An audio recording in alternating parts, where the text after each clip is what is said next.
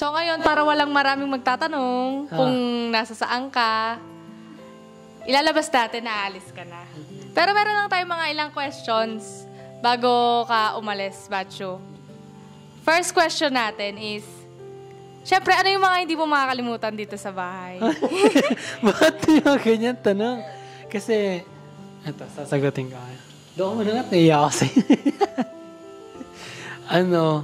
Siguro ito na yung last.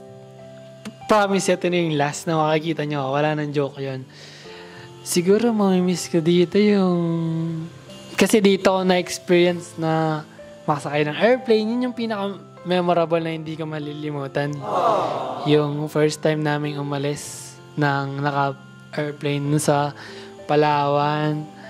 And yung pinaka-last is yung sa Singapore. Best yan experience. Kasi naramdaman ko na kahit kaibigan ko lang sila, and tinuring nila akong parang kapatid.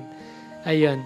Tsaka yung mga banding namin na masasaya. And minsan malungkot, minsan away, minsan tampuhan.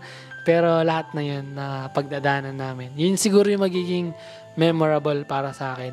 Kasi tinuring ko yung para mga kapatid na. And ayan, iti-treasure ko yung moments na yan. Someday na kahit wala na ako dito, ayan, lagi ko yung maaalala. Second question, Tol. Ano yung mga mamimiss mo sa mga kasama mo dito sa bahay? Mamimiss ko? Unahin ko na kay Ingot. No. Si Ingot, yung pag hindi niya pagpatay ng electric fan, pagbaba niya. Kasi lagi siyang late na, nyari, gigising na ako. Tapos magmamaylo ako. Tapos pag-akit na ulit ako sa taas, nakabukas yung electric fan, pinapatay ko lang. Ayun, tapos lagi ko siya sinasabi na kailangan matuto ka kasi kapag wala ka natutunan dito, sayang naman yung bakasyon, di ba?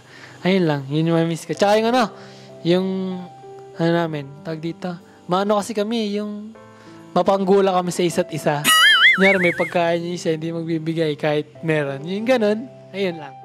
Third question, Tol. Mahirap ba kaming katrabaho? Trabaho, ito yung trabaho na chill pero kasi kahit chill siya, syempre, sabihin mo pa rin na work siya, so may obligation ka pa rin. So, kailangan i-maintain mo yung obligation. Minsan, nung una, napapressure, pero lagi nyo naman sinasabi sa akin na huwag ka magpa-pressure kasi kung hanggang dun lang talaga. Hindi ka namin, parang, ito yung, work na chill Yung work lang, tapos, chill lang, pero nag-work ka. Yun pala. And, sabihin ko na hindi, mahirap yung work. And, goods kayong ka-work. Kahit, minsan, may pagkakamali ako, lagi nyo inunuan. Fourth question, Tol. Sa tingin mo ba naging patas kami sa'yo? Patas. Sa tingin ko naman patas and patas din naman yung binigay ko. Eto, nung una is mabigat talaga. Kasi yung sahod ko, malaki. Aminin natin, malaki talaga. So, binibigay ko yung best ko. Yung pinaka-best ko kahit magastos. Basta maganda yung malabas ko. And, syempre, hindi naman laging ganon. So, naging patas kasi yung work na binigay ko is sa inyo is yung talagang deserve. And yun lang. Kasi may times na talagang wala na. Drain na talaga si Matty Boy. Pero ayun, yun. Naging ako ng pasensya dun. Pero ayun.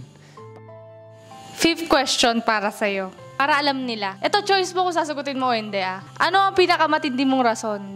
Bakit ka nag-resign? Siguro, gusto ko lang magpahinga. Yun lang yung para sa akin. Ewan bakit gusto ko magpahinga, pero parang gusto ko talaga magpahinga. Ayun lang. Pero, ayun, kung basta gusto ko magpahinga. Tsaka goods naman and formal ako nag-resign sa kanila na maayos. Okay, yung questions na to para sa inyong dalawa. Pero si Ingot muna sasagot.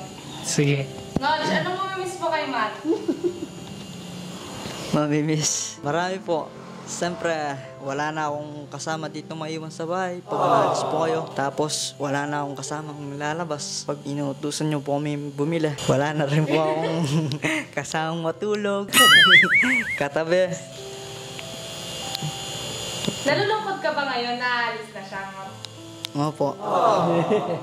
Sabi niya nga sa akin, sasama na doon siya. Siyempre. Siyempre, bakit ka nalulungkot?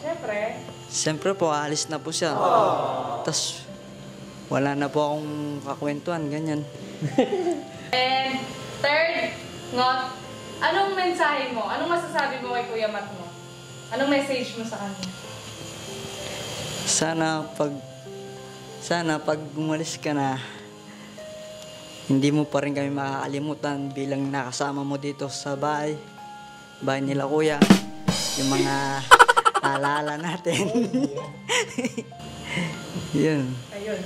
Ikaw naman, Nat, anong masasabi mo kay ano? Anong mamimiss mo kay Ingo? Muna. Mamimiss ko sa kanya yung medyo makulit. Naguutan kami.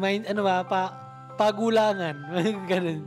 Pero good siya kasama kasi masipag siya eh. Kunyari, hindi ko na kaya yung trabaho. Ganyan. Kunyari, magluluto kami.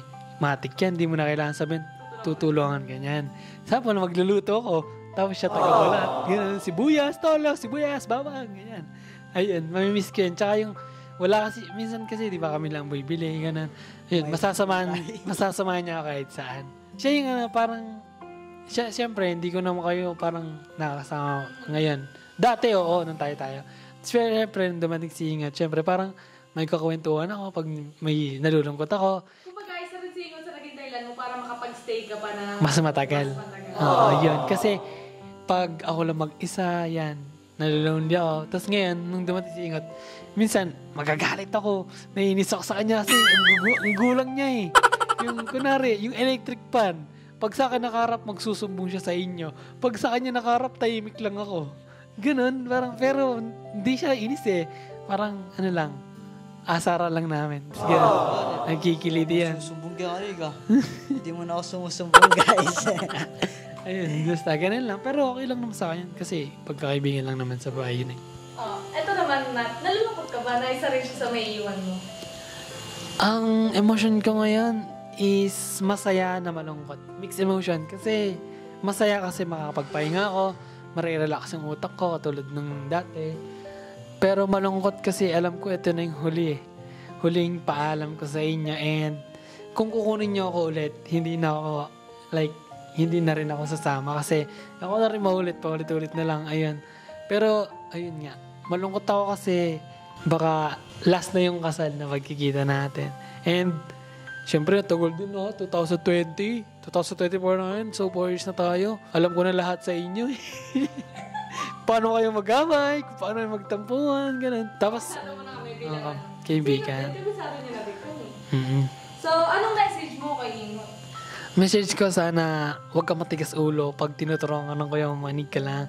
And huwag mo akong gagahin kasi alam mo na, matigas ulo ko kasi alam ko na yun eh. Pag ikaw tinuturuan ka, makinig. Huwag ka magpapakita ng parang hindi mo gusto kasi kapag tinuturuan ka niyan and ikaw parang ayaw mo, hindi ka tuturuan yan. Wala ka, di ka matututo kasi ang skills hindi tinuturo yan kasi kailangan mo matutunan. First question. Iyan muna. Sa tingin niyo ba, simula pa dati, perfect ba yung pagkakaibigan niyo? Perfect ba yung friendship niyo? Sino na? Sige. Hindi. Kasi syempre, simula pa nung una, yung pagkaibigan namin, yung matibay siya, pero hindi siya ganun ka-perfect. Kumbaga, meron din siya mga lapses, yung tamang word. So, dati, kung perfect yung pagkaibigan namin, siguro, kahit ni isa, hindi kami hindi niya kami iniwan, di ba? So, parang yung pagiging kaibigan namin, hindi siya ganun ka-perfect. So, darating yung araw na maghihiwalay kayo kasi meron kayong parehas na buhay na bagong lalakbayin. Kasi hindi habang buhay magkasama kayo. Meron time talaga na aalis yung isa sa inyo. Sa tingin niyo ba, perfect yung pagkakaibigan niyo dalawa? Simula pa nung una sa tingin ko rin hindi. Kasi kung perfect yun, wala kami matututunan. Kasi para sa akin, hindi ka matututo kung perfect ka. Kaya ka nga nagkakamali para may matutunan ka. Kasi paano ka matututo kung perfecto ka, diba? So, feel ko talaga hindi siya perfecto yung pagiging kaibigan namin. Kasi yun sa pagkukulang sa isa't isa, yung tampuhan, dun kami natuto para tumapang. Yung parang maging strong yung pagkakaibigan namin. And kahit na may alitan, tampuhan, pinipili namin maging okay. And parang tunay na magkapatid. Para syempre mas tumibay ba yung pagkaibigan. Mabuti bang kaibigan si Yano para sa'yo? Para sa akin, wala kang masasabi sa kanya eh. Kasi lahat kaya niyang ibigay kung gusto mo. And kung deserve mo na bibigay niya. Kasi ako, isipin mo tol. Simula pumasok ako sa inyo, ang dami ko napundar. Isipin mo, nakapagpundar ako ng sarili kong computer. Hindi ko na sasabihin yung price, pero malaki, mahal. Sa inyo yan nanggaling. Dahil sa pagtatrabaho sa inyo. And binigyan niyo yan kasi deserve ko eh. Ang laki nun. Ano, tanda mo yun, secret na lang. And, ayun, yung phone ko, napundar ko yan dahil sa inyo rin. And, madami, yun, nakapaghulugan ako ng aircon sa amin. Kaya may aircon na kami. Kasi yun give and take eh. Kasi nagtatrabaho ako sa inyo and nagpe-payback ako eh. So, give and take. Sino mauna sa inyo? Si ano na? Ako na lang. Anong message mo kay Matthew? Message ko ay syempre, sana magbago na siya. At syempre, sana tanggalin niya na sa sarili niya yung aalis siya, babalik, aalis, babalik.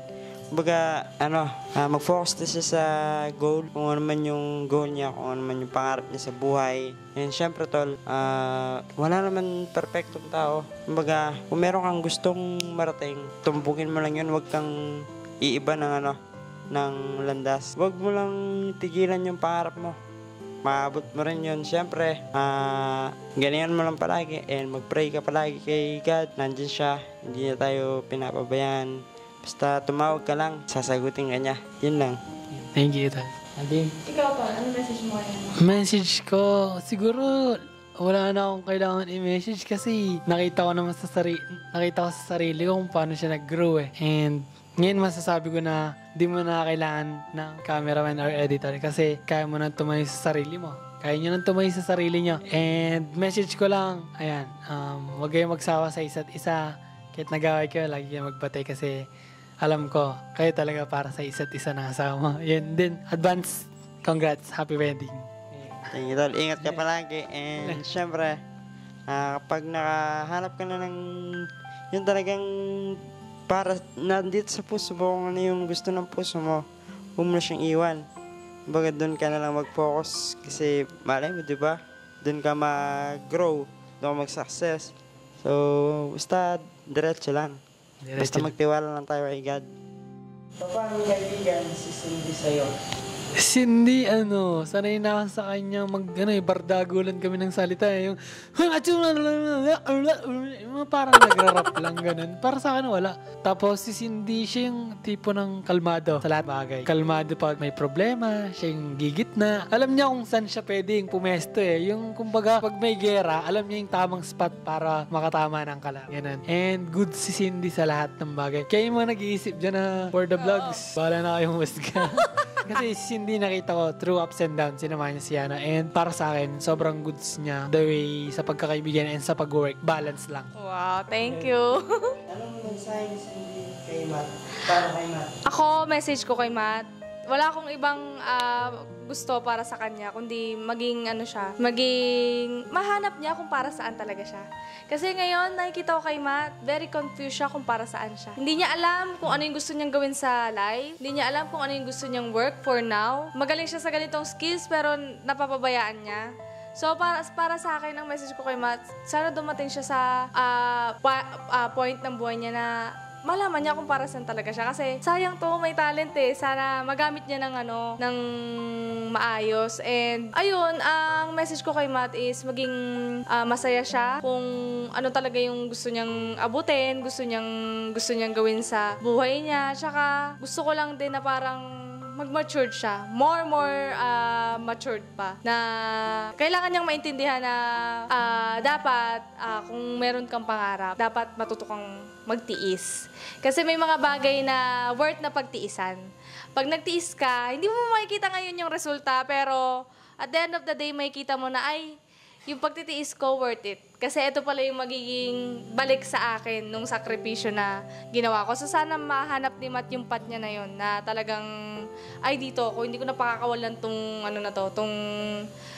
trabaho na to. At para sa amin dalawa ni Mariano G, na talagang yung pagkakaibigan naming tatlo is hindi naman talaga totally na maayos. Meron naman talaga kaming mga pagkukulang din sa isa't isa. Hindi kami perfecto, kaming tatlo, pero trinay namin yung best namin para makapaghatid ng saya, ng mga palabas sa inyo, ng magkakasama kami. And meron talagang mga pagkakataon na kailangan namin mag-part ways. Kasi meron siyang sarili niyang life, meron kaming sarili naming buhay ni Mariano G. So parang hindi sa lahat ng pagkakataon ay talagang magkakasama kami. So meron talagang mga pagkakataon na para mag-grow kami pare-pareho, kailangan namin mag-iwalay. So yun lang yung message ko kay Matt. Yun Salamat. So, yun nga guys, good morning. And ayan na guys, nagbababa na sila ng gamit. Ayun na yung mga gamit ni Macho. Nag-aayos na sila. And papunta na yung susundo kay Matt, pero hindi pa siya naliligo. Grabe naman talaga. Oo, hindi na ata maliligo eh. Pwede mo naman padiretso yun dito, hindi niya alam. Wait, hindi rin. Kasi nag-king sa siya ng hindi ko alam pero magkita tayo sa ba? Noong unang sinabi niya may lugar sa sinabi. Inares? Inares. Hindi ko alam Inares. Medyo malayo dito yun. So, ayan guys, nakaligpit na yung mga gamit ni Matt and yung mga monitor niya and pabalik na siya sa Pampanga. So, magkikita kami pag kasal na. Siguro mga 2 days or 3 days before ng kasal, nandito na yan sila. Dahil groomsmen siya ni Mariano G. And meron silang katungkulan sa amin sa July 29, so hindi sila pwedeng mawala. Ayan na yung mga gamit niya. Hindi naman si Mariano G. So, yun nga guys, balik ko na yung mga gamit ni Matt at yung mga monitor niya. So, ngayong araw is pabalik na siya ng bahay nila sa San Simon. Ayun na siya, nag-ano na siya ng mga gamit niya. Yung kumot niya, hindi niya nilalaban. So ngayon guys, ayun ang sinabi ko. Hindi lahat ng tao sa paligid mo is mag-stay. Yes, oo. Siyempre, May kanya-kanyang desisyon. Ano mo yun guys, kumbaga asahan mo na yun. Siyempre, meron din sariling yan si Matt. Sariling life, desisyon, and sariling gusto buhay. ng growth sa buhay niya. Hindi naman natin yung pwedeng hadlangan. Yes. Di ba? So, meron ko siyang talagang Gustong abutin. Hindi na pwede yung pigilan dyan. Yes, saka isa rin kami sa magiging masaya para sa kanya kapag natupad niya talaga yung gusto niyang mangyari sa buhay niya. So, ayun na, malapit na tayo. Nasa rin yung Sa Pasig lang Ay, malapit lang yun. Wait minute. Mukha na po ngayon. Kung kailan naalit sa kapin. So, ayun guys. Mamaya update namin kayo sa mga susunod na kaganapan.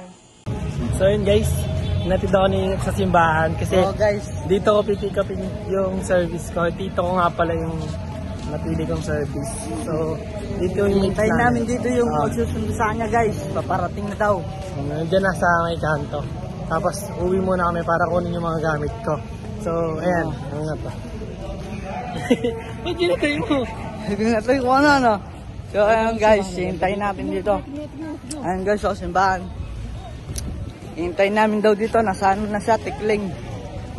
Chichu Tikling. Saan natin hintayin? Dito guys, hintayin namin dito sa side ng simbahan. Simbahan muna tayo. Habang hinihintay natin siya guys, dadala muna tayo kay Papa Jesus. Magpe-pray. Ganda ng simbahan. Tignan mo. Picture of ko. Bago umalis. So ayun guys, mamaya na lang. Bye-bye. So ayun na nga guys, nandiyan na daw yung nagsusundo kay Kuya Matt. Ngayon pupuntahin natin nasa 7-Eleven. Ayun o, yung taxi. Ayun guys, yung taxi. Pupuntahin natin guys.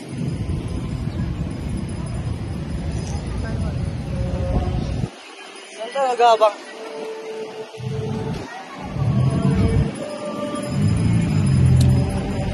Ayun na guys, papalapit na. Sakay ka din. Ayun yung taxi. Ayun guys.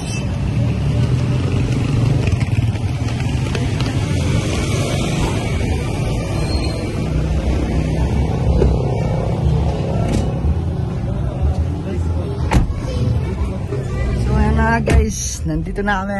Papunta namin ngayon sa bahay. Bye-bye, update ko na lang kayo mamaya. Ayan si Matt, guys. Yan na yung susundo sa kanya. Ayan yung kanyang dito. So, guys, na sila ng gamit. Taga-camera muna ako, no? Ay! Ang yung tita ko, pre. Kapatid sa mama. Hello po! Yan yung mga gamit ni Matt, guys.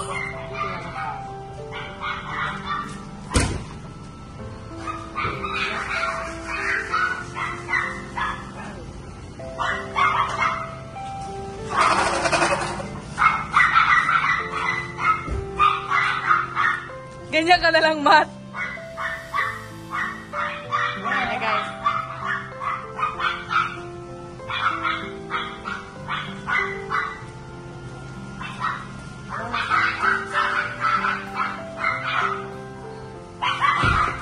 Wala na siyang naiwan? Wala na? Cellphone niya. Cellphone niya. Gagagaya, Coach?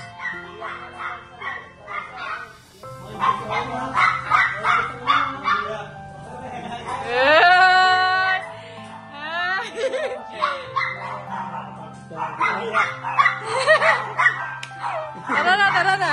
Hatid na natin si Machu. Ihatid na natin siya. Tol, tara, let's go. Ingat po kayo sa biyahe.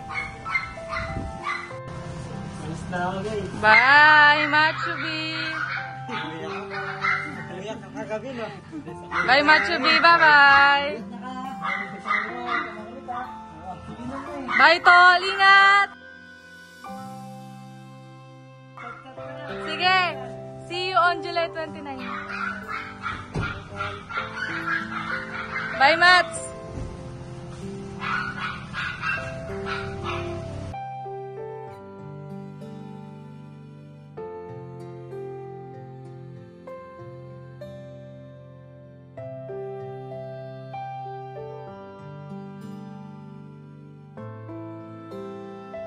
That's life, guys. Yes. Ganyan talaga yung buhay, guys. So, baka meron mga masasabi nyo naman na situation natin. Ipagpapala na kayo. So, syempre guys, meron naman na malapit ng kasal namin. Nag-iingat lang din kami ni Cindy Girl. Yes. So, ayun guys, sinundo siya ng pito niya. Yung sa pasok ng binatira. So, ayun siguro. Gat, dito. Ngayon, tayong tatlo na lang ang magkakasama. Pero si Ingot, alam ko hindi tayo iwan ito.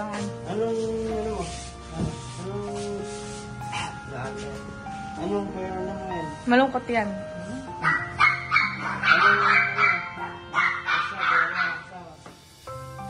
Tayo, kasama niya tayo. Wala ka na. Wala kasama. Bibili sa labas na. Ikaw. Tayo. Kayong dalawa. Oo, syempre. So, anong masasabi mo, Han? So, ayun guys. Ayun. Guys, dito na nagtatapos na yung na ito. Maraming salamat sa inyo lahat. And syempre, good luck kay Matt sa tatahasin ng bagong buhay. And sana, kapagtagumpayan niya yung mga plano niya sa buhay. And ingat kayo lahat guys. God bless.